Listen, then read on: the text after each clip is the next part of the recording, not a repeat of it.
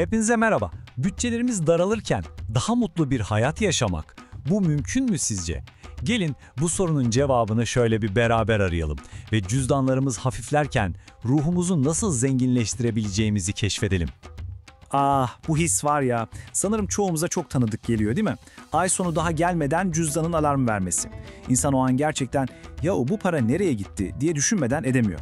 Ama merak etmeyin, bu hissi yaşayan tek kişi siz değilsiniz. Ama neyse ki bu genel finansal sıkışıklığın ortasında dünyanın dört bir yanında insanlar yepyeni, hatta şaşırtıcı bir çözüm buluyor. Bu sadece kemer sıkmaktan çok daha fazlası. Hayatı adeta yeniden tanımlayan bir felsefe. Gelin her şeyin başladığı yere, yani ekonomik baskının tam da kendisine bir bakalım. İlk önce şu anki durumu bir anlayalım. Neden sanki hepimiz aynı anda bu mali baskıyı ensemizde hissediyoruz? Cevap aslında günlük hayatımızın en temel harcamalarında saklı. Düşünsenize, elektrik faturası gelmiş, kabarmış. Kira deseniz almış başını gitmiş. Markete gidiyorsunuz, fiyatlar el yakıyor. İşte bütün bu baskı noktaları üst üste binince insanı ister istemez bir sorgulamaya itiyor. Benim gerçekten bütün bunlara ihtiyacım var mı? İşte bu basit soru yepyeni bir felsefenin kapısını aralıyor. İşte olayın koptuğu yer tam da burası. Bu söz durumu o kadar güzel özetliyor ki, minimalizm artık ne kadar şık bir ev estetiğinden çıkıyor, bildiğiniz ekonomik bir hayatta kalma aracına dönüşüyor. Peki bu tüketim çılgınlığının bize sadece cüzdanımıza değil, başka nelere mal olduğunu hiç düşündük mü? Gelin şimdi madalyonun diğer yüzüne bakalım. Yani işin psikolojik tarafına. Sürekli daha fazlasına sahip olma arzusunun ruh sağlığımız üzerinde ne gibi etkileri var? Şöyle bir duralım ve düşünelim. Evinizdeki o fazlalık gibi görünen her bir eşyanın size sadece paraya mal olmadığını, aynı zamanda zamanınızı, enerjinizi, hatta zihninizi nasıl tükettiğini hiç fark ettiniz mi? Bilim dünyası buna bir isim bile vermiş. Karar yorgunluğu. Hani sabah ne giyeceğim derdinden tutun da o eşyayı nereye koysam, nasıl temizlesem diye düşünmeye kadar, bütün bu küçük kararlar beynimizi adeta bir sünger gibi sıkıyor. Ve işin daha da ilginci, bu eşyalar bir süre sonra bizim kimliğimiz olmaya başlıyor. Bizi tanımlıyor. İşte bu söz, minimalizmin getirdiği belki de en büyük devrimi anlatıyor. Kendi değerinizi sahip olduğunuz son model bir eşyayla değil de "ben kimim" sorusunun cevabıyla ölçmeye başladığınız o an, işte o an gerçek özgürleşme başlıyor. Peki nedir bu özgürleşme felsefesi tam olarak? Ve işte geldik bütün bu anlatının kalbine. Türkiye'de de giderek daha fazla duyduğumuz o kavram. Küçülerek mutlu olmak. Bu sadece eşyaları atmak değil, hayata bakışımızı kökünden değiştirmek demek. Minimalizm denince aklınıza hemen yoksunluk ya da her şeyden vazgeçmek gelmesin. Asla değil. Tam tersi, bu tanımda da gördüğümüz gibi bu bir bilinçli seçim hali. Benim için hayatta gerçekten ne önemli diye sorup hayatınızı o cevapların etrafında örmek aslında. Gelin bu zihniyeti günümüzün tüketim kültürüyle bir karşılaştıralım.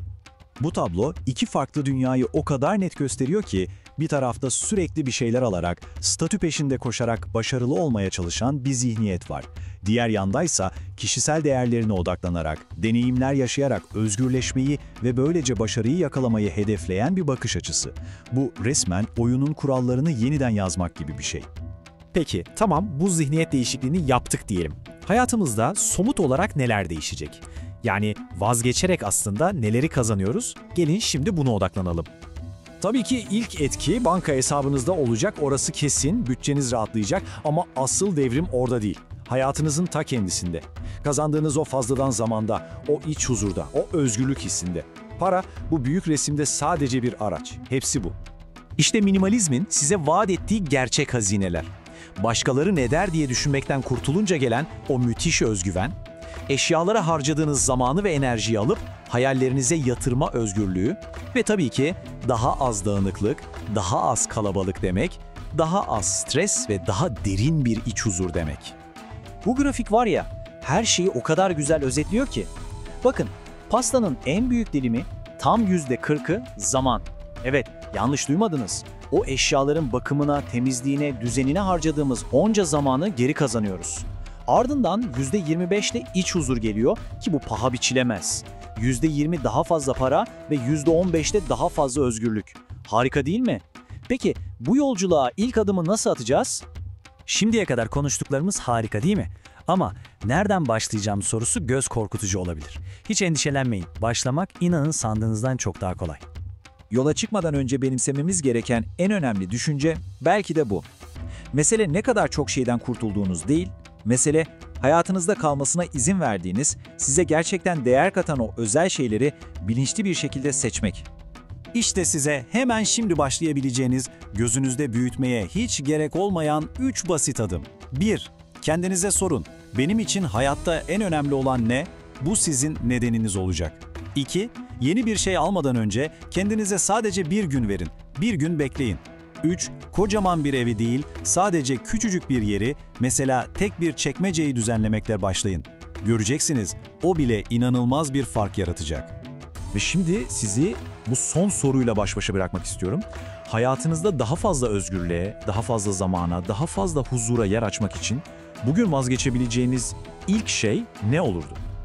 Belki bir eşya, belki bir alışkanlık, belki de artık size hizmet etmeyen bir düşünce. Cevabınız ne olursa olsun, bilin ki o ilk adım yepyeni bir hayatın kapısını aralayabilir.